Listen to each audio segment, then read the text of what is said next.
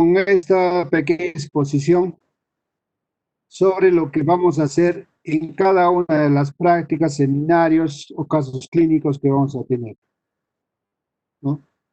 Vamos a hacer las características de los efectos de los fármacos. ¿A qué nos referimos de que hablamos de caracterizar los efectos de los fármacos? Vamos a referir a las características que cada fármaco va a tener, o podemos comparar fármacos con efectos similares. Efectos similares en cuanto a la absorción, la distribución, la metabolización, la eliminación, ¿no? Pero lo que cambia son estas características de su efecto, una vez que comparamos dos medicamentos. Y los aspectos que vamos a evaluar, primero va a ser el curso del efecto de la droga en cuanto al tiempo. La concentración, ¿no? Dosis-efecto. Esta concentración, dosis-efecto, ¿en qué tiempo se va a dar el efecto máximo? También vamos a hablar sobre la potencia del fármaco. La potencia no significa dar más fármaco que estemos encima de la curva, ¿no? Una vez logrado el efecto máximo, potencia no puede haber, ¿no? Por más que aumentemos fármaco. La eficacia del fármaco, cómo es tan eficaz de reconocer su receptor y tratar de hacer la farmacocinética. La variabilidad, ¿no? La variabilidad que tienen las personas, ¿no? Cuando referimos de los efectos de los fármacos, una variabilidad biológica. Y la selectividad, la selección de los fármacos sobre su tipo de receptor. ¿Cuál va a ser el curso del efecto? ¿No? Cuando nosotros administramos un fármaco, hemos visto en las curvas que los efectos demoran en cierto tiempo en presentarse. Al inicio, ¿no? Son efectos leves y van aumentando paulatinamente, ¿no? Hasta alcanzar el efecto del 50% y después alcanza el 100%. O sea, hablamos del efecto máximo. Una vez que hemos dejado de dar el medicamento, ¿no? Los efectos van disminuyendo, van decreciendo hasta desaparecer. Los aspectos que se deben estudiar en el curso del efecto del fármaco en cuanto al tiempo son el periodo de latencia. El periodo de latencia del inicio del fármaco, ¿no? De A, ¿no? El momento máximo, ¿no? Y la duración del efecto. Periodo de latencia, momento del efecto máximo y duración del efecto, ¿no? La intensidad de este efecto de 0, 50 y 100% en cuanto al tiempo en horas. El periodo de latencia, el tiempo transcurrido entre la administración de un fármaco, ¿no? Cuando nosotros empezamos a administrar vía oral, vía endovenosa, vía subcutánea, a través de la piel, cremas, lociones, a través de la vía respiratoria, etcétera, etcétera. Hasta cuando aparecen los primeros efectos, ¿no? Y entonces, esto depende, como les estoy diciendo, de la vía de administración. ¿Por qué vía nosotros vamos a administrar? ¿No? Muchas veces en las personas nosotros vemos cuando nos preguntan, mejor ponme intramuscular, que la oral no me hace efecto rápido, sino la intramuscular. Y en otras personas, como en el trabajo que nosotros hacemos en el Ministerio de Salud, lo colocamos por vía endovenosa, ¿no? Cada uno tiene sus características para ser administrados por una vía. Por lo tanto, se ha estudiado, ¿no? Para hacer una vía. Hemos visto también la absorción, en qué velocidad se absorben los fármacos. La velocidad de absorción es hasta que llega al vaso sanguíneo, al torrente circulatorio, a la concentración plasmática. Una vez que llega a la concentración plasmática, ¿no? Vemos nosotros la velocidad de distribución del fármaco. La velocidad de distribución del fármaco, ¿no? En el organismo. El momento máximo del efecto corresponde al momento en que se alcanza la concentración del fármaco en el tejido de acción. Quiere decir que este momento máximo es donde yo he visto la terapéutica, ¿no? Si mi órgano efector es el cerebro, para producir sueño, yo tengo que esperar esa concentración máxima y que llegue al tejido, al órgano efector, al tejido de acción. La duración del efecto, ¿no? Hemos visto que la duración depende de la velocidad de inactivación, ¿no? Bioactividad o bioinactividad de la droga. Aunque también intervienen otros factores como la distribución, la tolerancia a los efectos del fármaco, ¿no?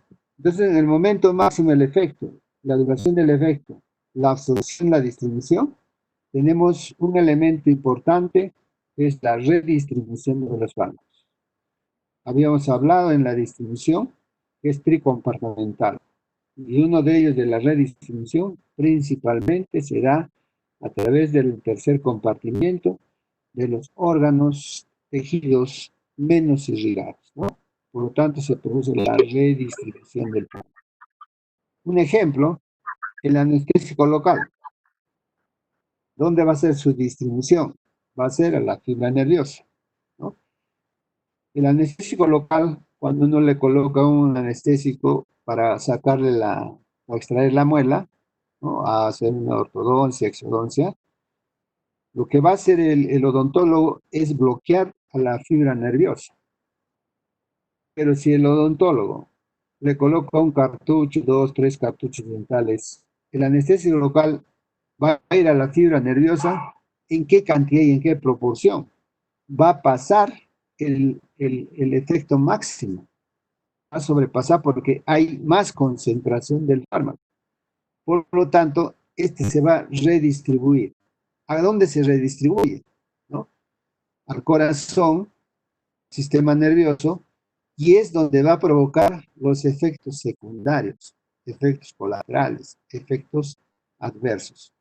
La redistribución con los anestésicos locales puede llegar desde la simple anestesia local hasta el coma y muerte, ¿no? Pasando a la fibra nerviosa.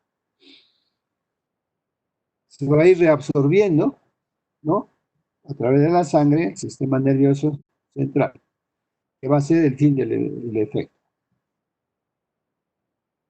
¿Cuál es la relación de la dosis efecto? En la mañana ya habías mencionado, es una relación directa.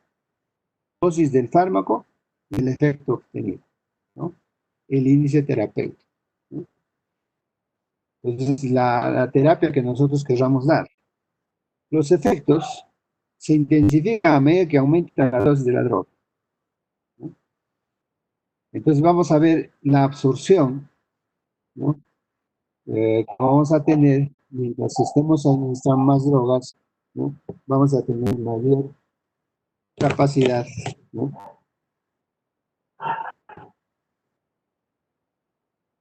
De los fármacos en ingresar al torrente sanguíneo.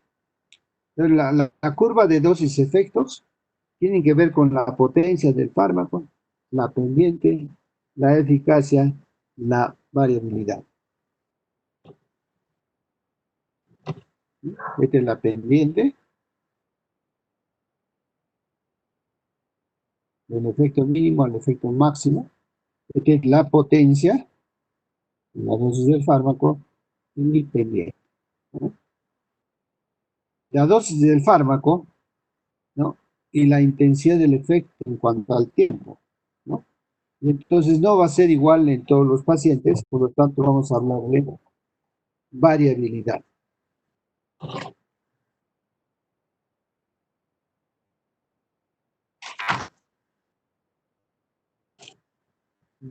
Hablamos de potencia, o vemos la relación que existe entre la cantidad de peso del fármaco.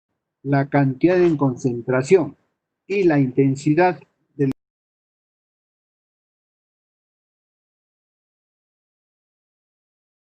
This reducción de la meeting is being presión arterial recorded. sistólica de 20 milímetros de mercurio con una dosis de 1 miligramo. Y la droga B produce la misma disminución, ¿no? De las drogas, ¿no?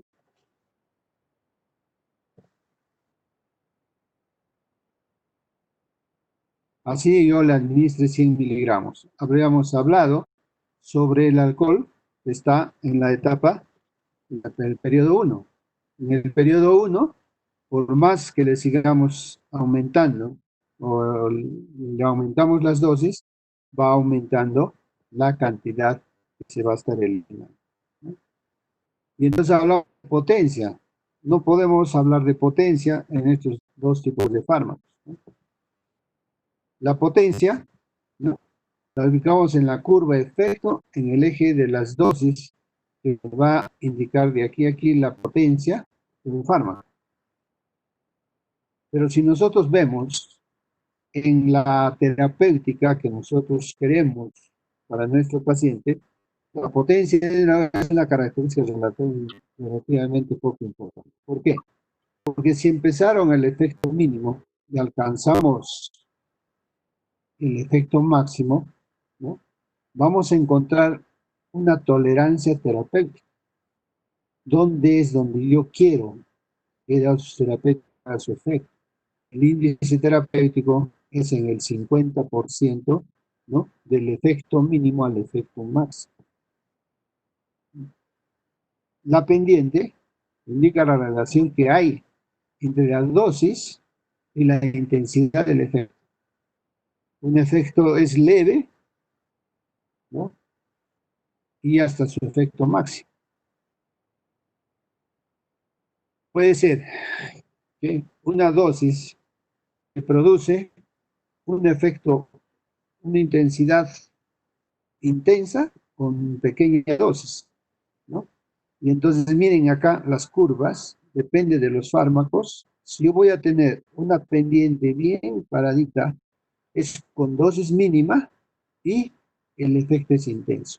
Claro ejemplo, por ejemplo, está en la adrenalina. Si yo encuentro un paciente con paro cardíaco y el paro cardíaco se utiliza adrenalina, le pongo la adrenalina, ¿no?, y me produce una hemorragia cerebral.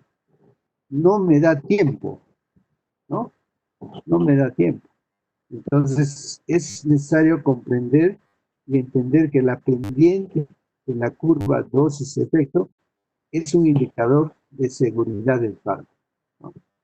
Ese indicador de seguridad del fármaco, me indica, ¿no?, cuánto yo puedo, en estos 30 segundos, solucionar el problema de ese derrame cerebral, ¿no?, en un paciente en paro cardíaco. Si no tengo en cuenta esto, el paciente no me va a hablar porque está en coma, en paro, ¿no? Voy a provocar una hemorragia. Entonces, mucho cuidado en reconocer las tendencias. Si nosotros hablamos de sedación, ¿no?, en la pendiente, en la dosis de un fármaco del efecto mínimo al efecto máximo y la intensidad del efecto. Pero miren la pendiente puede estar, ¿no?, en 7 minutos. Y la concentración de fármaco, la dosis de un fármaco, también en cuántos minutos voy a obtener el efecto máximo. Miren, tengo una pendiente del midazolam, del diazepam. No tengo sueño, quiero dormir, tomo un diazepam, ¿no? Los efectos mínimos a la dosis del fármaco. Si tomo, digamos, 5 miligramos de diazepam o 5 miligramos de midazolam, ¿no?, yo voy a poder manejar, yo voy a poder caminar, yo voy a poder hacer mis cosas, trabajar, ¿no? Pero tiene los efectos secundarios, que puede ser sueño, que puede ser que esté muy relajado, el estado de vigilia, ¿no?, la reacción que puede tener. Si estoy manejando y estoy con 5 miligramos, puede ser que en algún momento, ¿no?, que esté bloqueado, yo pueda chocar mi carro. Por eso tengo que estar sin manejar. Las indicaciones son no manejar automóviles. O puede ser que esta dosis del fármaco ya no sea el efecto mínimo, sino un efecto máximo. La sedación, ¿no?, máxima. El paciente va a quedar dormido, ¿no? No me va a responder a cualquier estímulo, pero se va a preservar sus funciones vitales. Si nosotros nos excedemos de dosis del fármaco, nosotros hemos visto la curva y ya va a provocar lo que son los efectos secundarios. Y si yo persisto y persiste la dosis de efecto y la intensidad del efecto, puede ser que el paciente entre en coma con este diazepam, con este midazolam. Y peor aún, si yo administro un fármaco y veo la interacción de fármacos que vamos a ver más adelante, ¿no? Paciente, un profesor, el día del maestro, se tomó unas cervezas, se emborrachó, estaba ebrio, y al día siguiente viene con su resaca, viene con el temblor de las manos, náuseas, vómitos. En el hospital, ¿no?, lo hospitalizan por la polineuritis, ¿no?, posalcohólica. Y a este paciente se le coloca, ¿no?, se le coloca dextrosa al 33%, ¿no?, con una vitamina D.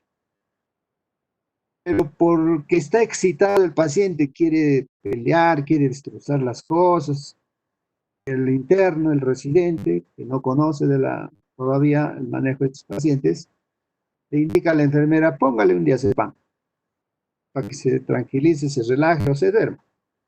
Pero miren cómo se potencia esta dosis del fármaco, ¿no? Va a sobrepasar el efecto máximo y vamos a tener que este paciente puede llegar al coma o puede llegar a la muerte.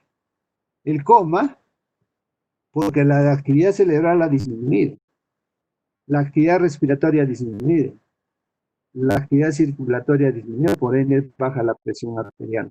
Este paciente en pocos momentos, pocos minutos, puede estar en coma.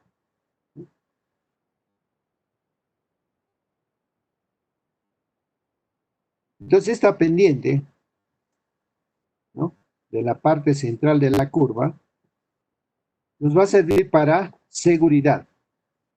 Tenemos que ubicar entre el efecto mínimo y el efecto máximo. Todos los fármacos es muy diferente. Una adrenalina es muy diferente a una sedación. La curva, ¿no?, de la pendiente de una sedación es hasta los 7 minutos, ¿no?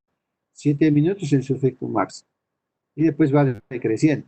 La adrenalina puede estar aquí, que son 30 segundos con 1 miligramo de adrenalina, el efecto máximo va a pasar. Por lo tanto, las dosis recomendadas 0.001 por kilo de peso. La atropina es al minuto. El fentanilo a los 3 minutos, ¿no? El becuronio a los 5 minutos, ¿no? El efecto máximo. Entonces se van sumando, haciendo interacciones. Por lo tanto, cada fármaco va a tener su pendiente, que la vamos a ubicar entre el efecto mínimo y el efecto máximo. Y entonces la pendiente va a ser la relación la dosis del efecto leve al inicio entre la dosis del efecto máximo para mi cerebro, ¿no? Tenemos un fármaco A, que la pendiente es como el midazolam, ¿no? Pero miren que acá hay otra pendiente, el fármaco B, ¿no?, que de 3 la dosis puede ser a 300. Y entonces la pendiente es más echada, más, no hay mucha curva, ¿no?, como esta. Vamos a tener en cuenta que esta pendiente, el margen de mayor seguridad me va a dar esto, porque el paciente me puede estar indicando qué es lo que está pasando para yo solucionar su problema. En esta, si tengo conocimiento de farmacología, puede ser que yo tenga a bien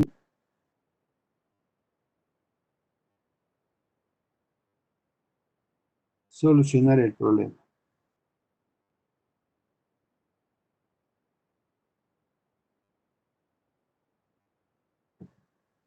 Entonces esta pendiente, cuando es más inclinada, ¿no? La proporción o distancia entre la dosis mínima y la dosis máxima, ¿no? Va a ser pequeña, ¿no?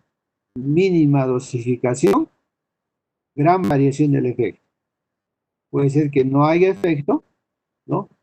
Y si la dosificación es más, va a haber un efecto tóxico. Y entonces son fármacos que tienen poco margen de seguridad, ¿no? Si hay poco margen de seguridad, la sedación puede pasar a los efectos adversos al aumentar la menos inclinada, ¿no? Va a haber mayor proporción dosis del efecto mínimo al efecto máximo, pero mayor seguridad. Cuando hablamos de eficacia o eficacia máxima en la relación de intensidad del efecto y la dosis en cuanto al tiempo, el máximo efecto que se puede conseguir con un fármaco es alcanzar el efecto máximo, ¿no?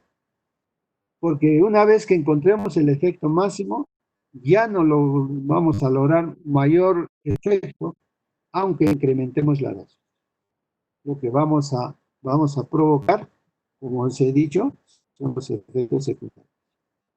Entonces la eficacia máxima o eficacia clínica o la parte terapéutica, ¿no? La parte terapéutica me dice que el máximo efecto que puede producir el fármaco, que cuando yo supero la dosis, ¿no? Más alta, me va a dar efectos secundarios. Esta característica es importante para ver la seguridad del uso de los fármacos. Una fase de curva estabilizada, ¿no? Cuando nosotros tenemos la dosis de la droga en términos de los efectos que puede producir en cuanto a las drogas A y B. ¿Por qué? Porque pueden hacer sinergismo, ¿no? O pueden ser antagonismo. Yo utilizo un fármaco A como furosemida y un fármaco B como una tiazida, ¿no? Al final las curvas van a ser diferentes, ¿no? Y la intensidad del efecto también va a ser diferente, ¿no? Y la concentración y el efecto que puede producir en la diuresis es diferente, ¿no? En la variabilidad, ¿no? Si se administra un fármaco a un grupo de pacientes de características biológicas muy semejantes. Semejantes me refiero a peso, talla, sexo, ¿no? Raza, que pueden ser similares o pero nunca iguales. Por eso decimos que la variedad biológica, sus características biológicas son similares o semejantes. Nunca digo que son parecidos iguales, no, porque los fármacos no van a actuar igual en todo ese grupo de pacientes. Porque en algunos individuos el efecto será leve, en otros será moderado y en otros es muy intenso. ¿Qué es lo que vemos nosotros en nuestra realidad? ¿No? En el hospital MINSA, en el Esbutrón, si colocamos un analgésico, el efecto es leve, ¿no? Pero en la seguridad social, el efecto va a ser moderado, muy intenso, ¿no? Entonces vamos a ver cómo el dolor, ¿no? Es diferente.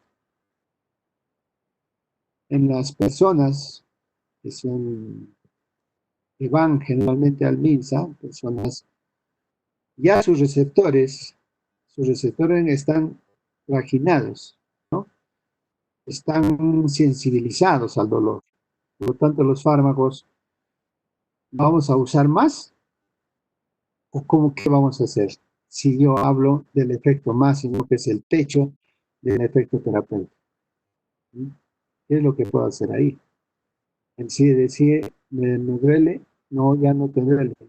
Entonces no le coloco más, le voy a colocar menos, ¿no? Y los que son más intensos, nada, paciente del Seguro Social, en la sala de recuperación post-anestésica, me dice, me duele, pero ya le coloqué la dosis que corresponde, ¿no? Todo eso está matemáticamente calculado por miligramos de peso por hora, ¿no? Y entonces me dice, no, me duele. Entonces, ¿aplicamos un fármaco o aplicamos otro fármaco? ¿No? ¿Aumentamos la dosis o aplicamos otro fármaco? ¿Qué hacemos? Entonces, le aplicaremos un fármaco que haga sinergismo para que haya un sinergismo de sumación, un sinergismo de potencia para tratar de calmar el dolor. De muy intenso se volverá moderado, ¿no? Si a un niño le damos un jarabe para la diarrea, ¿no? A un consultorio, le da un jarabe y le da para un antidiarreico, pero sigue con sus diarreas. Va al otro consultorio, a otro pediatra, y le da otro jarabe. Le produce más diarrea. Va al tercer pediatra, le da otro jarabe. Son 3 jarabes. El paciente ya está deshidratado, ¿no? Va, no sé, a una persona entendía que le dice que te dieron ya 3 clases de medicamentos en sinergismo, mejor le retiro todo. Le retira los 3 jarabes, ¿no? Y cesa la diarrea. ¿Qué variabilidad sería? ¿Qué variabilidad? Entonces la variabilidad es la variedad biológica. Vamos a ver cómo es que cambia en niños, ancianos, flacos, gordos, etc. Esta variabilidad, incluso en un mismo individuo, el efecto puede ser diferente, porque este fármaco ha sido administrado en diferentes momentos de la vida. De niño, ¿no? De niño yo utilizaba un fármaco para la gripe, pero ya adulto, ¿no? Ese fármaco ya no me hacía efecto. Ese mismo fármaco en las dosis que corresponde, ¿no? Tendremos que hacer sinergismo antagonismo y por eso es importante, ¿no? Es importante en semiología preguntarle sus antecedentes de procesos gripales comunes, ¿no? Entonces lo van a tener en cuenta para la variabilidad. Por lo tanto, nosotros vamos a denominar variación biológica, ¿no? Y esto va a obedecer a factores genéticos, ¿no? Factores genéticos, factores raciales, ¿no? Los asiáticos, los negros, los blancos, y en nuestra raza, que es una combinación casi de todas las razas, ¿no? Y el factor ambiental. El factor ambiental en nuestro medio ambiente. ¿Cómo está nuestro medio ambiente? ¿Cómo es la radiación? ¿Cómo es los alimentos contaminados? ¿Cómo es en este ejemplo que lo escuché en un foro en la Universidad del Altiplano? ¿Cómo es que nuestro lago Titicaca está completamente contaminado? De los hospitales, de las casas, los desagües llegan ¿Y qué pasa si yo utilizo fármacos como el que les contaba del niño con diarrea, ¿no? Todo esto va. Y esos gérmenes, esas bacterias, están haciendo resistencia a los antibióticos. Y entonces en el lago Titicaca, ¿no? Llegan estos gérmenes resistentes que prácticamente están contaminando la flora, la fauna, ¿no? Del lago Titicaca. Y en esta fauna, ¿no? Tenemos la trucha, el pejerrey, el carache. Pero en los criadores, por ejemplo, de trucha, ¿no? ¿Qué es lo que hace? Cuando una trucha se enferma, ¿no? Es la que está más débil, la que no come mejor, porque las otras truchas que están sanas van a comer más. Y entonces el criador de truchas les lanza el antibiótico, ¿no? Y al lanzarles el antibiótico, ¿no? Los tipos de penicilinas o cefalosporinas, ¿no? ¿Qué hace la trucha que está enferma? Las truchas que están sanas van a comer más, La trucha que está enferma, menos. Entonces, botará más antibiótico en el lago, ¿no? En el criadero de truchas, hasta que logre comer toda la trucha. Y entonces, así vamos haciendo, creciendo prácticamente, ¿no? La resistencia a antibióticos, ¿no? Gérmenes resistentes. Esta trucha pasa a sus platos de la casa, ¿no? Lo hierven mal, lo cocen mal, ustedes están consumiendo esas bacterias resistentes. Y la enfermedad se hace con bacterias resistentes. Antes tú usabas una ampicilina. Hoy en día, ¿qué está pasando? Hoy en día ya no están utilizando ampicilina, están utilizando fármacos de tercera generación, están utilizando acitromicina, están utilizando fármacos de tercera generación, ¿no? Entonces, se ha modificado la farmacodinamia, la farmacocinética del fármaco, ¿no? En la farmacodinamia, ¿qué es lo que está haciendo el fármaco en el organismo si la bacteria ya ha sido resistente, ¿no? Entonces, esta es la variabilidad biológica.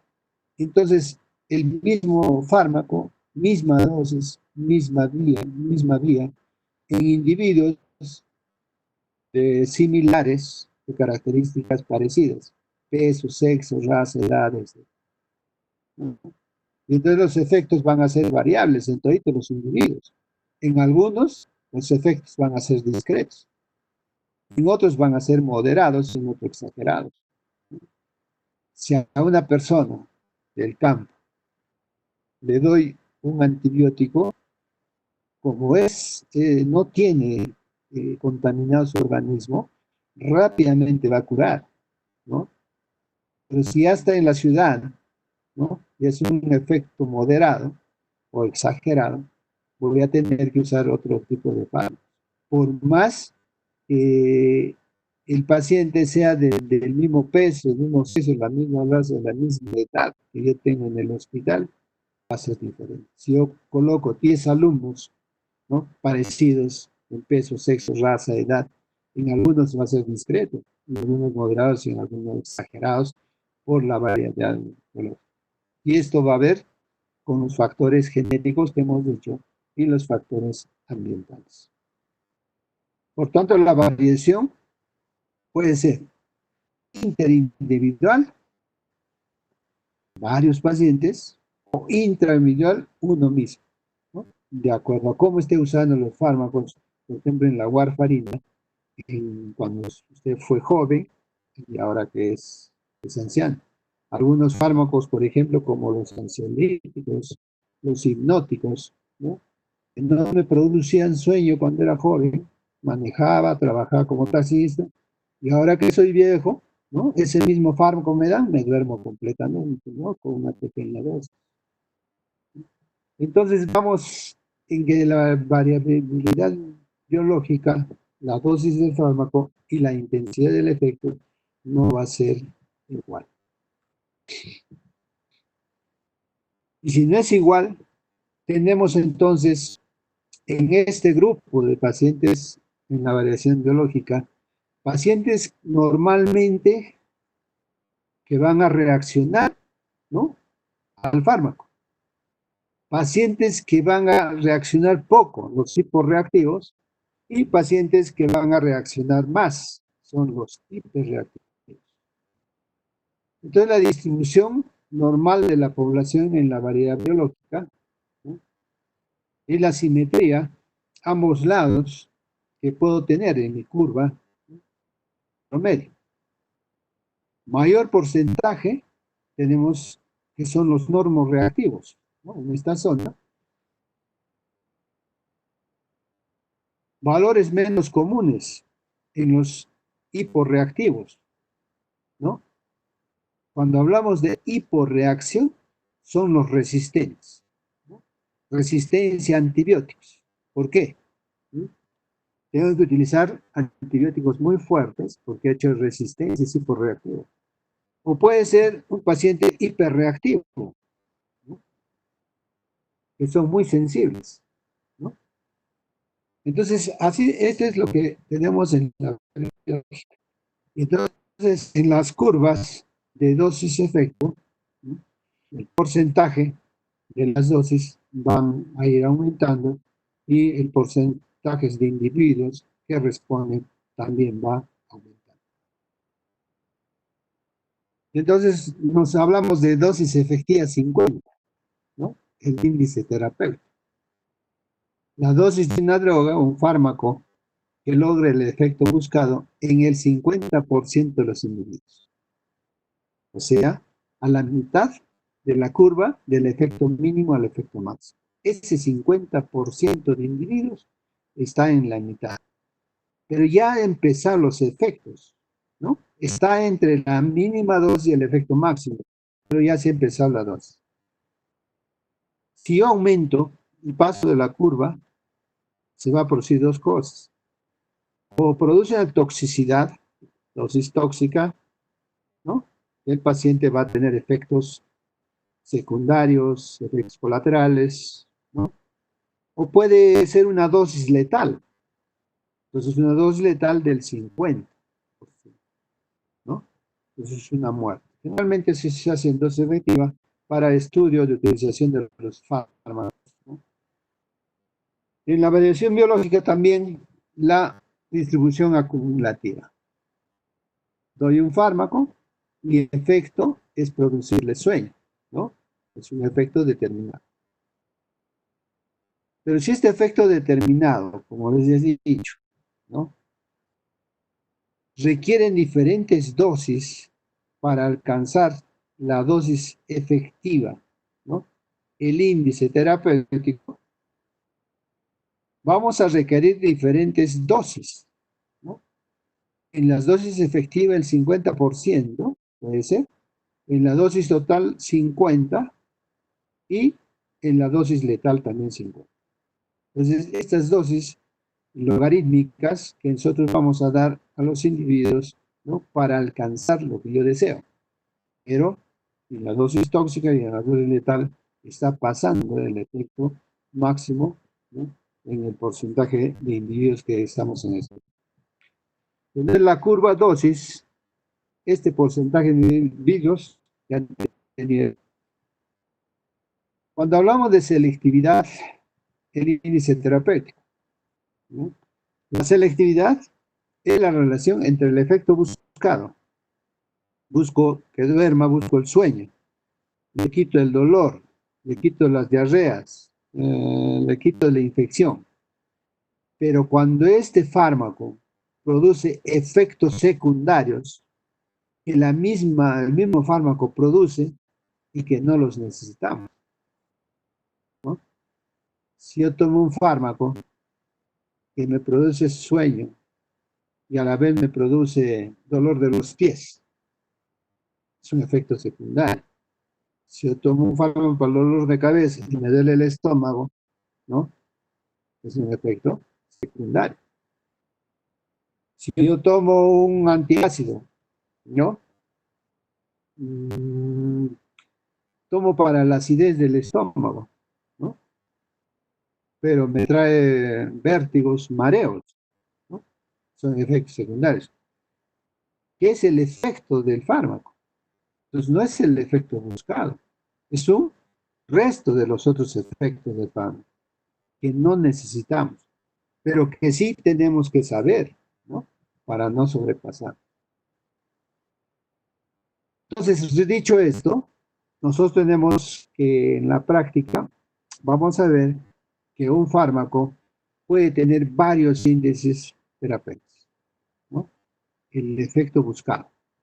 Y si tiene efectos diferentes, por lo cual las dosis son diferentes, ¿no?, vamos a ver. Entonces, los médicos utilizamos fármacos, ¿no?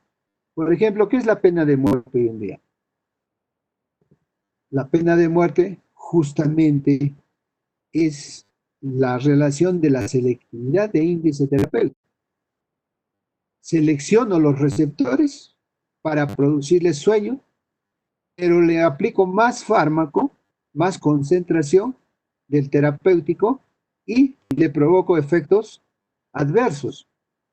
parada cardíaca, parada respiratoria. Hoy en día la pena de muerte es eso. La pena de muerte no es ponerle electricidad y matarlo, ¿no? La pena de muerte justamente se habla de selectividad y el índice terapéutico para el efecto máximo de los fármacos. Es lo mismo que pasa, ¿no?, en las negligencias médicas. Ojo, las negligencias médicas, ¿no?, que puede ser, ¿no?, que yo utilice mal los fármacos. Ya en Arequipa, un estudiante, ¿no?, que según las referencias que se han dado, nos dicen de que al paciente que se le indica atropina le coloca adrenalina. Selectividad de receptores, esa relación del efecto buscado, seleccionado para el receptor indicado, y se ha presentado otros efectos: parada cardíaca, derrame cerebral, muerte, y así en otros casos. Por lo tanto, el índice terapéutico es la relación entre la dosis tóxica de 50 y la dosis efectiva de 50. Ese va a ser el índice terapéutico cuando yo sobrepase la curva, ¿no?, o empiece el inicio del fármaco, de la mitad. Entonces, en la selectividad del índice terapéutico, busco un efecto principal: dolor, ¿no? Busco lo terapéutico, lo beneficioso, pero tengo que saber qué otros efectos tiene este fármaco. No estoy hablando de efectos adversos, ¿no?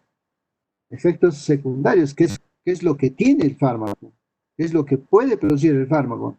Y entonces algunos pacientes que refieren, por ejemplo, en un anestésico local, ¿no?, al tercer día se le produce dolor de cabeza, náuseas, vómitos, y no puede pararse. Son efectos secundarios, ¿no?, efectos colaterales, pero no son efectos adversos, no lo mata al paciente, no lo hospitaliza al paciente. Entonces, en los ginecólogos, por ejemplo, ¿no?, dice, el paciente está quejándose de dolor de cabeza por la anestesia que le han puesto. Nosotros conocemos, sabemos, hablamos con el paciente, y decimos, no es no es la anestesia, es el medicamento, es el fármaco, ¿no? Puede ser que haya reaccionado al fármaco y le haya provocado una meningitis, del fármaco, ¿no?, meningitis química, o puede ser también, ¿no?, de la concentración del fármaco. Y entonces, pero no lo mata al paciente, ¿no? A veces hemos visto que están 3, 4 días con sus dolores de cabeza, o puede estar meses, pero al final estos efectos, mientras dure el fármaco en el organismo, van a pasar, ¿no? ¿Qué pasa, por ejemplo, en los opioides? El opioide es un analgésico, ¿no? El opioide, el fentanilo, el tramal, la morfina, ¿no?, son opioides. Lo pongo para quitar el dolor. Y son los analgésicos más potentes, ¿no? Pero ¿qué sucede? Que los efectos secundarios, después de pasar el efecto máximo, ¿no?, vamos a presentar tos, vamos a presentar la sedación, el sueño, ¿no? Porque este tipo de opioide no solo ocupa los receptores del dolor, sino ocupa los receptores, ¿no?, los receptores del sueño. Los receptores del dolor son los receptores opioides, y los receptores del sueño, ¿no?, Eh, son receptores de cloro, ¿no? La cloración, la hiperpolarización intracelular. El día jueves vamos a hablar sobre los receptores, ¿no?, para que estemos entrando de lleno ya el día viernes a la farmacodinamia, y vayamos a ver todo. Estamos yendo en forma lenta, ¿no?, calculando bien nuestra terminación del curso. Entonces estos opioides, a pesar de la analgesia, él también puede, si presenta tos, sedación, también puede presentar depresión respiratoria, ¿no? Depresión respiratoria. Los depresores, ¿no? A nivel respiratorio, del centro de la regulación de la respiración, en el bulbo raquídeo, la protuberancia, ¿no? En el bulbo raquídeo tenemos nosotros el centro regulador de la respiración, ¿no? El centro amnéstico, ¿no? Y el centro de la inspiración y expiración. Entonces ahí va a ser deprimido. Ahí también tenemos los centros cardiovasculares, por lo tanto va a haber una depresión cardíaca, ¿no? Entonces, fíjense que el ejemplo que les di del paciente que estaba en el ascensor y se murió, ¿no? Le produjo sedación, depresión respiratoria, depresión cardíaca y muerte del paciente porque el ascensor se malogró y una vez que lo abrieron el ascensor después de 40 minutos, ¿no? El paciente había fallecido, no había llegado a su servicio, ¿no? En el tercer piso del hospital. También otro efecto secundario, la constipación, el estreñimiento, ¿no? Y el otro efecto, la dependencia psíquica física, ¿no? El- los opioides, el opio, es una droga, por lo tanto, lo utilizamos para drogarnos. No creo que alguno de ustedes lo utilice los opioides. Realmente los anestesiólogos utilizamos bastantes opioides, como morfina, tipo fentanilo, que la sensación agradable, desagradable, ¿no? Lo que nos pueda provocar como droga, ¿no? Queremos experimentarlo. Y una vez que lo probemos, vemos que satisface nuestra curiosidad, seguimos utilizando y nos va a crear dependencia. Como ven, la selectividad con el índice terapéutico de los opioides, ¿no? Selectividad, índice terapéutico, ¿qué es lo que yo quiero? ¿No? Entonces vamos a ver en qué curva vamos a ver. La selectividad, entonces la vamos a relacionar entre los efectos beneficiosos y los efectos indeseables. Y esto lo da en una expresión matemática, ¿no? Que es el índice terapéutico. Si la selectividad del fármaco, ¿no? Yo utilizo un fármaco y busco el efecto deseado y no el adverso, ¿no? Entonces el índice terapéutico va a ser dosis tóxica sobre dosis efectiva, ¿no? O la dosis letal sobre la dosis efectiva, cuando hago estudios, ¿no? Entonces, eso, el periodo de latencia de los fármacos que tengo que estudiar, absorción, distribución, metabolización, eliminación. Ahora, ¿qué factores también van a modificar los efectos del, ¿no?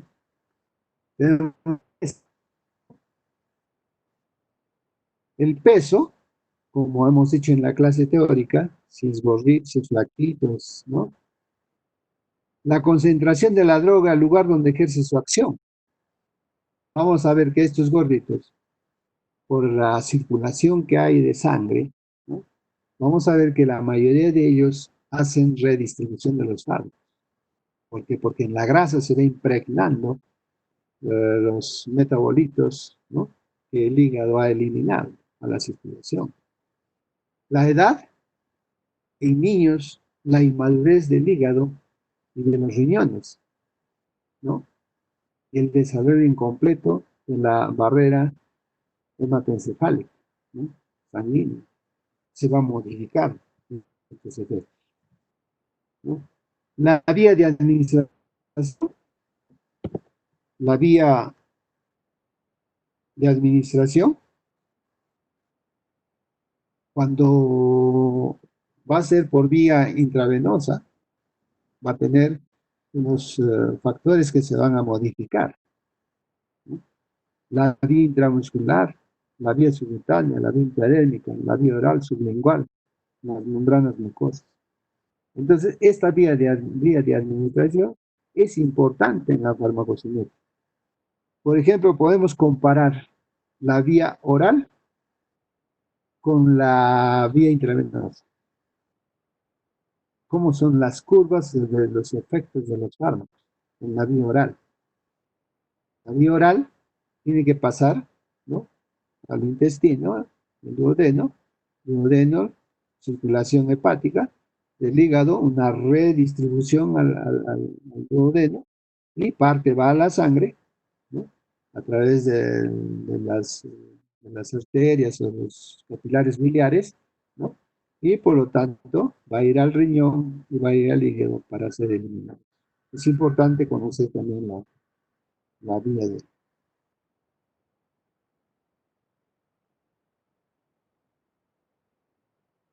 El tiempo es otro factor importante en la modificación de los efectos de los fármacos. Si se ingiere la sustancia antes o después de comer, algunos medicamentos, ¿no?, como tipo que tiende a provocar gastritis, ¿no? El médico le dice toma después de los alimentos, pero tenemos que ver cómo se van a modificar los efectos junto con los alimentos, ¿no? Las variables fisiológicas, ¿no?, la temperatura corporal, en qué momento modifica estos factores, ¿no? Si hace frío, si hace calor, pues estas variables fisiológicas, ¿no? También pacientes que están deprimidos en cuanto al balance hidroelectrólico, ¿no? Hidratado, deshidratado, faltan los electrolitos, ¿no? Entonces va a haber modificación de los efectos de los fármacos. Las reservas físicas, las deficiencias nutricionales, ¿no? Y las fisiopatológicas, ¿no?, que pueden ser las insuficiencias hepáticas, principalmente, la insuficiencia renal, ¿no?, que va a modificar el efecto de los fármacos y la velocidad de la absorción, la velocidad de distribución, la velocidad de metabolización y la velocidad de eliminación. En la velocidad de eliminación es de tipo cuantitativo, porque aquí nos permite regular los intervalos de dosificación, evitando efectos muy intensos y aún tóxicos. Si yo, en mi vida de mi velocidad de eliminación, que generalmente es renal, hepática, intestinal, pulmonar, etcétera, etcétera, ¿no? Si yo tengo una velocidad de eliminación cuantitativamente disminuida, ¿cómo voy a regular esos intervalos de dosificación? Tendré que darle menos dosis, tengo que espaciar las dosis de los fármacos, pero no llegando a la toxicidad o letalidad.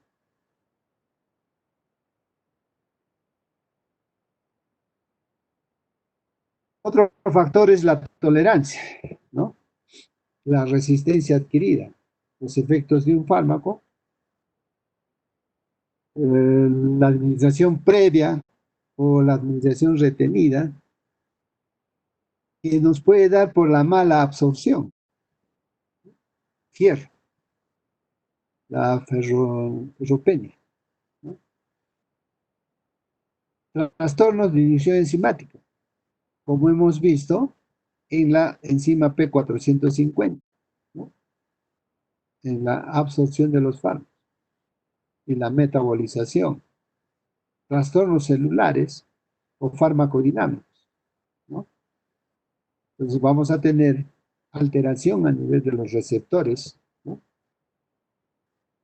para que el fármaco busque su receptor y haga efecto. Hay alteraciones, ¿no? También tenemos la tolerancia rápida a la excreción renal, ¿no? Las insuficiencias renales en las prerrenales, por ejemplo, ¿no? La liberación de potasio, ¿no? Los estados patológicos, enfermedades crónicas pulmonares, el cor pulmonar, ¿no? Vamos a tener estas en el hipertiroidismo. Tenemos que saber fisiológicamente la función de la tiroides. en la insuficiencia de los órganos que intervienen en la eliminación de las drogas, tales como en la insuficiencia renal, eliminación renal. El fármaco irá recirculando porque el riñón no funciona, no lo elimina. Y estos metabolitos pueden todavía hacer efecto, ¿no? En la insuficiencia hepática, ¿no? En la insuficiencia hepática no hay como el hígado esté metabolizando. Y sabemos que en el hígado va a haber mayor cantidad de sangre, mayor circulación de sangre. Por lo tanto, en este estado patológico vemos la intensidad y la toxicidad de los fármacos, efectos por encima de los efectos máximos, ¿no? Efectos adversos, secundarios, colaterales. En los factores genéticos, específicamente del déficit de enzimas, como habíamos visto temprano, ¿no? En los asiáticos, hay deficiencia de enzima que va a inducir al citocromo P450, por lo tanto, rápidamente con un vaso de cerveza ya están mareados los asiáticos, ¿no? Por lo tanto, estas modificaciones son de tipo cuantitativo, ¿no? Eh, Otro ejemplo, la apnea, ¿no? Que produce la succinilcolina. La succinilcolina, así parecido molecularmente a la acetilcolina, es un anticolinérico. Por lo tanto, si es anticolinérico, no hace que la acetilcolina actúe sobre su receptor. Si no va a haber esa acción sobre los receptores, especialmente receptores nicotínicos, un receptor enérgico, se va a producir el AMI, ¿no?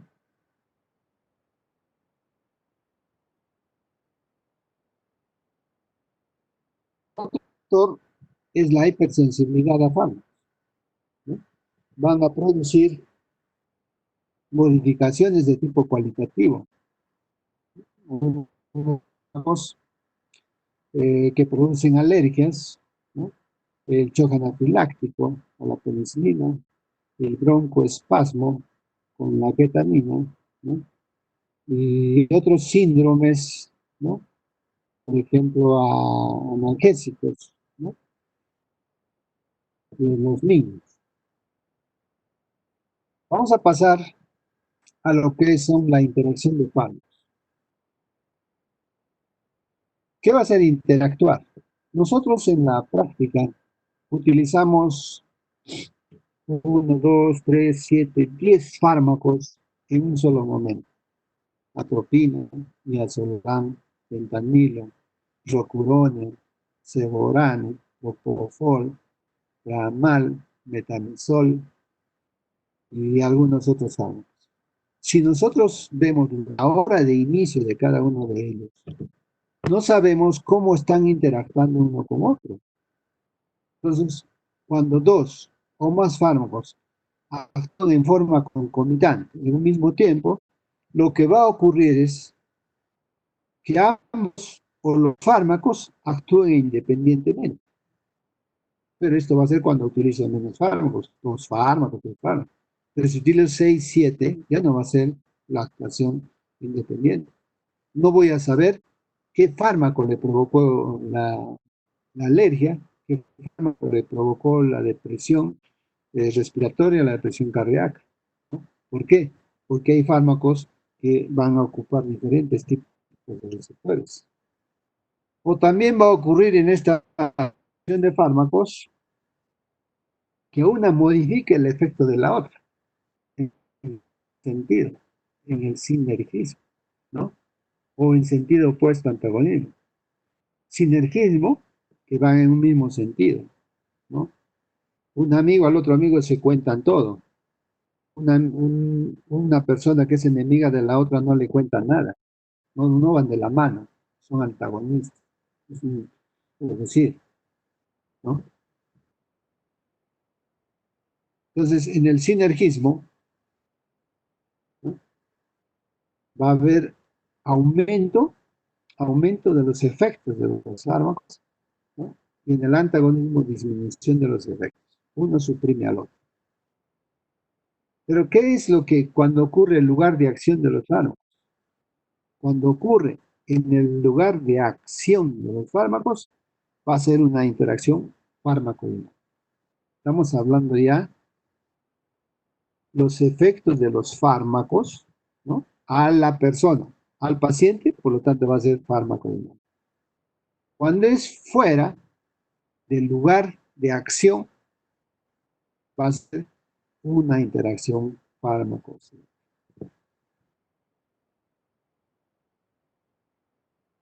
En el sinergismo, hemos dicho que es una acción conjunta, son más fármacos que van a modificar una determinada función en el mismo sentido. Puede ser que este mismo sentido sea con mayor intensidad que lo pueda provocar los dos, aumentar uno de otro, o puede ser que cada una de ellas por separado hagan sinergismo. Si yo administro atropina,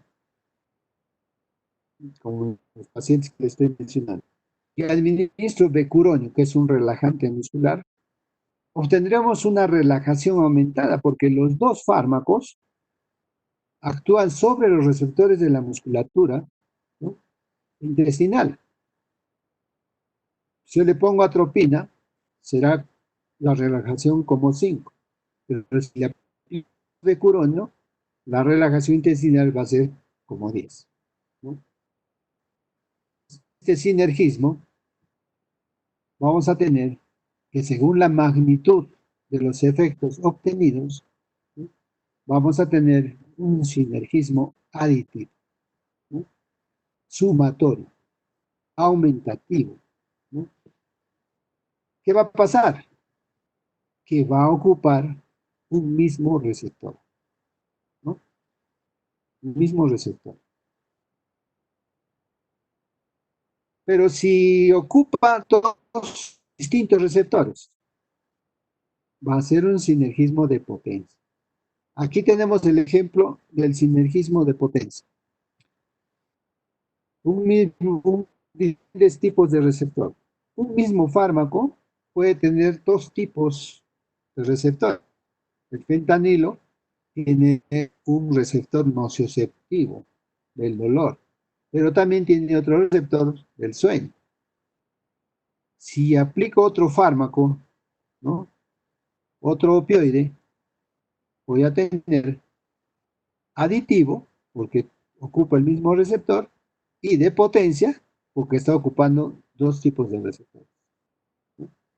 Entonces, esa es la diferencia en lo que vamos a obtener del sinergismo. Pero según el mecanismo del sinergismo, vamos a tener el sinergismo farmacodinámico.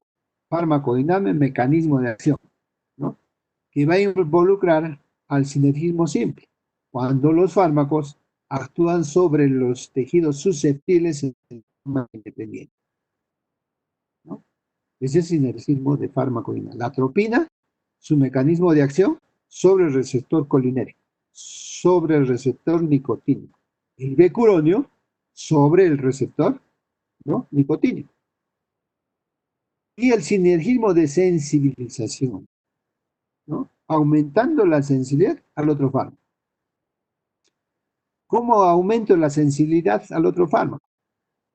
Los adrenérgicos, una adrenalina, una dopamina, una noradrenalina, con un fármaco que tenga calcio. El calcio va a sensibilizar al miocardio. Por lo tanto, este calcio irá al adrenérgico, ¿no?, la adrenalina, por ejemplo, con el calcio va a aumentar la excitabilidad. Por lo tanto, va a aumentar el inotropismo, ¿no? El inotropismo es el trabajo cardíaco, ¿no?, contracción, relajación de la musculatura cardíaca. Y en la interacción de fármacos también tenemos el antagonismo, cuando va a impedir el efecto de otro. ¿Cuál es su clasificación? Antagonismo por farmacodinamia y antagonismo por farmacocinética. Farmacodinámica, mecanismo de acción. Farmacocinética, periodo de latencia, ¿no? Antagonismo total que puede tener lugar sobre todos los efectos del otro, ¿no? Los revertidores, ¿no? Si yo tomo mucha fentanilo, me coloco mucho fentanilo, ¿no? Me quedo dormido, tengo depresión respiratoria, tengo depresión cardíaca. ¿Cuál es el antagonista? ¿No? El antagonista del Narcan. Coloco Narcan y el paciente despierta mejor. Pero ojo, mucho cuidado, que los fármacos, hemos dicho que la concentración versus efecto, que yo deseo, no lo podemos dar en un momento, en un bolo, que yo estoy apurado y que quiero que el paciente despierte rápido, que se me va a morir, y le coloco toda la ampolla de Narcan. ¿Qué va a pasar? Despertar va a ser abrupto, ¿no? Va a despertar y piensa que lo están matando. Y se va a quitar la vía, les va a pegar a la enfermera, le va a pegar al médico, ¿no? Y después regresa a la realidad y dice, ¿qué he hecho, no? Por lo tanto, esto debe ser poco a poco. Y el antagonismo parcial, hacemos que solo el antagonismo hacemos en algunos de los efectos. Sí puede ser el sueño, si puede ser la diarrea, la constipación, si puede ser la depresión respiratoria, si puede la vamos a ver en la práctica. Finalmente, ¿no? En la interacción de fármacos, puede que simplemente elevar la dosis del umbral del otro, ¿no? Yo elevo el umbral del otro, ¿no? Determinado para obtener efectos iguales, requieren dosis superiores, ¿no? Antagonismo superable, pero hemos dicho que no es bueno utilizar los fármacos aumentando la dosis. Ya las dosis están prescritas. Lo que sí puedo hacer en un antagonismo superable, eh, es cuando yo utilice los otros medicamentos que antagonicen, ¿no? Para o también puede impedir el efecto de dosis de sus antagonistas, ¿no? Cuando impide, ¿no? El efecto de cualquier dosis, es un antagonismo insuperable.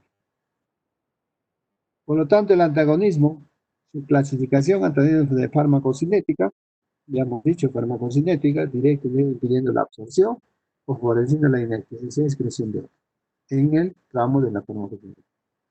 Que alguna sustancia impide la absorción de algunos fármacos, que los fármacos sean inactivados por sustancias que cambian químicamente con ellos, neutralizando sus efectos. Que el antagonista pueda destruir al agonista, ¿no? Que un fármaco acelere la excreción del otro. Todo va dentro de la farmacocinética. La farmacodinámico va a presentarle cuando uno estimula al otro, ¿no? Como hemos visto, también el otro va a inhibir la misma función, pero en diversos tejidos, depende del tipo de receptor. En el sistema nervioso central, por ejemplo, ¿no? Los barbitúricos, ¿no? Y antes musculares. Pero en los antagonistas farmacodinámicos, puede ser que haya una competencia de los receptores. Entonces puede ser superable o insuperable. La atropina, la acetilcolina, que son prácticamente duales. La atropina, anticolinérico, y la acetilcolina es un colinérico, también puede ser no competitivo cuando dos fármacos producen efectos opuestos en una célula, ocupando cada una su receptor, ¿no? Por ejemplo, la acetilcolina, receptor nicotínico, ¿no? Y la adrenalina, receptor adrenérgico, que puede ser insuperable. Es insuperable, ¿no? Asimismo, la acetilcolina tiene un tipo de receptor y la adrenalina otro tipo de receptor. Ya vamos a ver en la tercera sesión, creo que es la acción de la acetilcolina y la adrenalina. En la adrenalina está la cólera, la ira, la rabia, ¿no? Así como cuando manejas tu moto es adrenalina, le metes a fondo, y la acetilcolina es paz, paciencia, no manejes tan rápido, te vas a morir, ¿no? Compra tu cajón. ¿Cuáles son las ventajas? Las ventajas es cuando yo conozco estos factores que van a modificar los efectos fármacos, voy a disminuir los efectos colaterales. Voy a, voy a tratar, ¿no?, de que yo esté en la cima, en el efecto máximo, pero en un efecto terapéutico. No estoy hablando del índice terapéutico, efecto terapéutico. Evito los efectos colaterales basándome, puede ser de agonistas o antagonistas, ¿no? En la morfina, un cólico renal o atropina. El cólico renal y la atropina son dolores intensos, ¿no? Los receptores son nociosentivos del dolor, pero la morfina también tiene receptores opioides. Y los receptores opioides pueden ser de tipo analgésico o receptor opioide del tipo de cloro, ¿no? Entonces va a haber una hipercloración, sueño, ¿no? Y entonces disminuye los efectos colaterales. En las intoxicaciones, por ejemplo, por órganos fosforados, los antídotos que voy a utilizar, ¿no?, o también los efectos colaterales que voy a presentar, por ejemplo, en una intoxicación atropínica. También en el coma, que puede ser un coma inducido con, con tiopental, ¿no?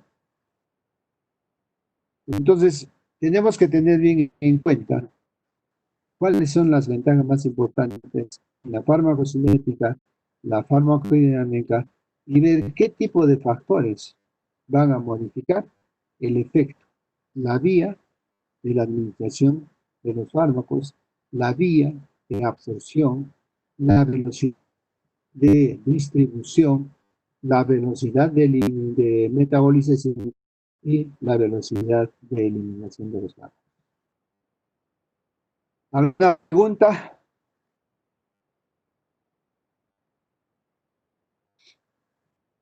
Creo que estoy hablando solo. ¿Aló? Sí, doctor. Ya. Muchísimas gracias. Si no hay preguntas, luego, hasta el día jueves, a las Doctor, 3 de la tarde. Sí, doctor, acerca de las prácticas, el va a jueves ser vamos a virtual. Va a ser ya. virtual. mm, No se puede hacer bueno, está programado para hacerlos en la universidad, pero yo tengo un grupo de alumnos, ¿no?, que vamos a hacer en la parte virtual. Las prácticas se va a referir a casos clínicos, desarrollo de casos clínicos, puede ser también desarrollo de prácticas simuladas, ¿no? Voy a presentar el caso clínico y ustedes lo van a tener que desarrollar en esa hora. A través de un foro puede ser, ¿no?, y discutamos el caso clínico. Doctor, disculpe la pregunta, justamente eso, doctor. ¿Podría suplir un trabajo al foro en caso de las prácticas? Digamos, Claro, usted nos presenta un caso clínico y nosotros lo resolvemos. Usted puede lo calificarlo. resuelve, lo resuelve el caso clínico, o sea, es una práctica simulada, ¿no? Claro, Si un paciente tiene paro cardíaco, ¿qué haces? ¿Qué fármacos utilizas? O háblame de la farmacocinética de los fármacos en un paro cardíaco. Así de simple la pregunta. ¿Mm? Entonces, la farmacocinética, el paro cardíaco, el corazón paró, ¿qué necesita la farmacocinética y la farmacodinámica? Ese es el trabajo. Si tú quieres, si tú quieres hacer tareas, bueno, buscar. Si tú quieres hacer PPTs, ya les vamos a indicar. No, ya si ustedes entran al aula virtual, yo había sugerido ya prácticas, ¿no?, no presenciales simuladas con casos clínicos y una tarea con preguntas. Pero si ustedes quieren, podemos hacer los foros, ¿no? Discutir un caso clínico virtualmente. Eso va a sumarse porcentajes, va a sumarse, digamos, la teoría me va a valer como 8 y la práctica como 2, va a sumar 20. Pero si ahí le agrego una tarea, la tarea va a ser como 3, la teoría va a ser como 5 y la práctica como 12, ¿no es cierto? O puede ser la teoría como 12, la, la tarea como 3, ¿no? Y el caso clínico simulado como 5. La cosa que redondeamos a 8. Ya lo vamos a programar. En esta semana nos estamos todavía entrando a conocer bien cómo es este sistema. Pero yo ya tengo todas mis unidades, ¿no? Todas mis herramientas de trabajo distribuidas en todo el semestre. Nos dedicaremos de acuerdo a lo que el delegado, usted se reúne y ustedes tengan a bien de sugerirme qué es lo que podemos hacer. Ahí tienen bastantes herramientas, tareas, que se llama foros, tienen PPTs, tienen,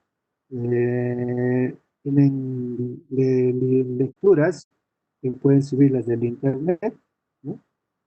Entonces ya ustedes me sugieren. Lo que yo más puedo hacer, los casos clínicos, ¿no? De base sumatoria. El día viernes de repente tenemos un tiempito y les voy a explicar cómo voy a hacer esto. ¿Ya? Ok, doctor, gracias. Ya. Entonces, muchísimas gracias. Hasta luego.